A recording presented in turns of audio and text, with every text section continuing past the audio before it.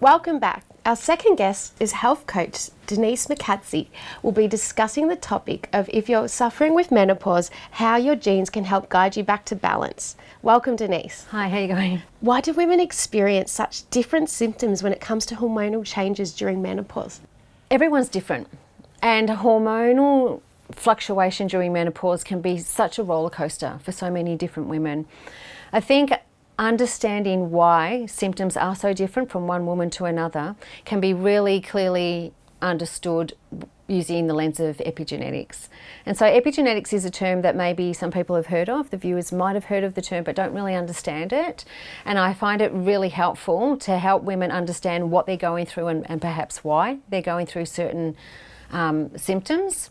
And so epigenetics, the way I like to explain it is you can think of a recipe, for example, and you've got all the different ingredients that go into that recipe, but how you put that recipe together, or how you add the ingredients, or how much if it's a pinch of salt and maybe the pinch is a big pinch or a little pinch, that will all affect the final taste of that recipe.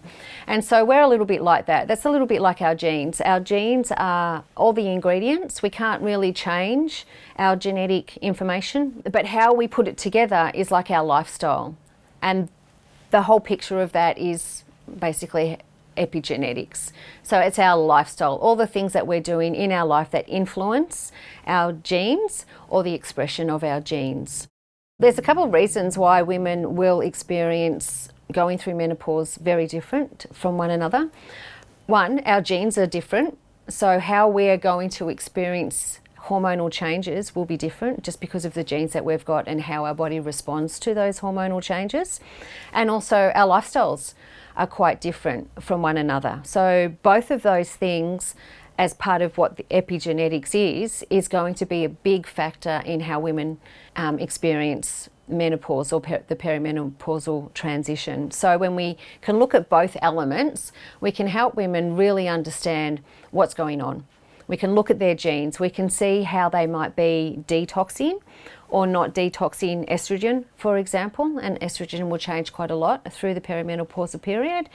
And what are their lifestyle habits? What are they doing that might be worsening some of the symptoms that are associated with menopause? How can women understanding their genetics influence things like weight loss, hot flushes, anxiety, that sort of things? We can look at certain genes and we can tell women, or anybody really, how they will metabolize fats, what kind of rate of metabolism they have, and what other factors might be missing, or like enzymes or vitamins or cofactors that cause certain reactions to happen in the body that help. So for example, there's a gene that helps you detox estrogen. If someone doesn't have that gene, or there's a variation on that gene, how they detox estrogen will be very different to someone who has the gene. That's some ways that we can use it. The other ways that we can use it doesn't even have to be the genetic sequence or those ingredients in the recipe.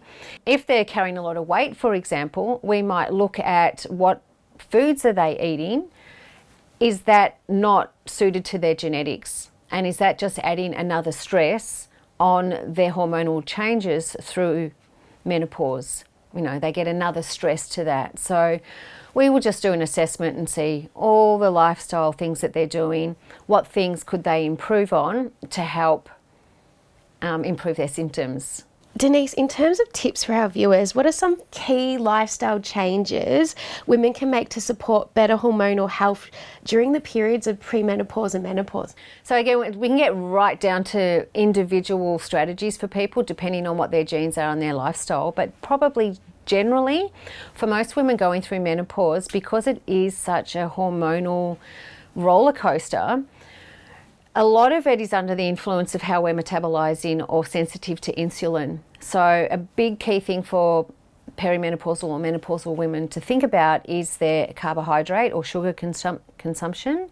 And by that, I don't mean carbohydrates from fruits and vegetables, like whole food carbohydrates are still quite good, but it's more the highly processed carbohydrates and the sugars that are influencing how much insulin is released.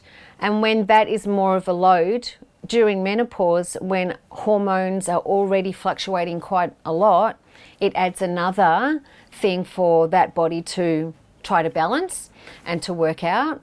Menopause is a very good time to see what's going on under the surface. Sometimes when you've got a few little things during menopause, those problems become much bigger.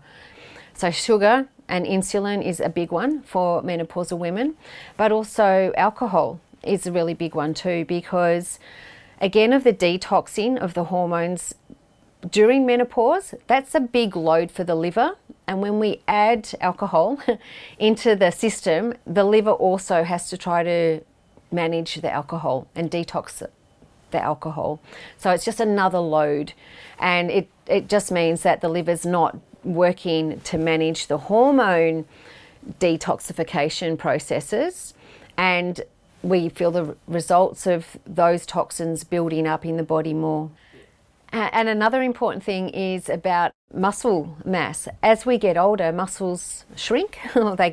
We're not growing muscle as much, and they get smaller. We lose muscle mass over years, and that's everybody. But for menopausal women especially, we want to make sure that we're maintaining muscle mass to protect our bones, like to have some good solid weight on the bones to strengthen the bones. And also, muscle is very metabolically active tissue, and a lot of women during menopause struggle with their metabolism and gaining weight. So the more muscle we have, the higher our metabolism is, and that can help manage, these common frustrations of weight gain during menopause. But I think, if someone's really struggling with all of these things, they've got a lot of symptoms and they're a bit at a loss of where to go, it's always great to reach out for some professional advice and seek assistance to really help you get on top of a lot of the health things that happen. Thanks, Denise. That information is so important, I think, to many of our viewers. If you'd like to know more about Denise and how genes can have such an important influence on menopausal symptoms, please go to Denise's webpage on our website, healthwellbeingandlifestyle.com.au. And after the break, we have another interesting guest with another interesting topic.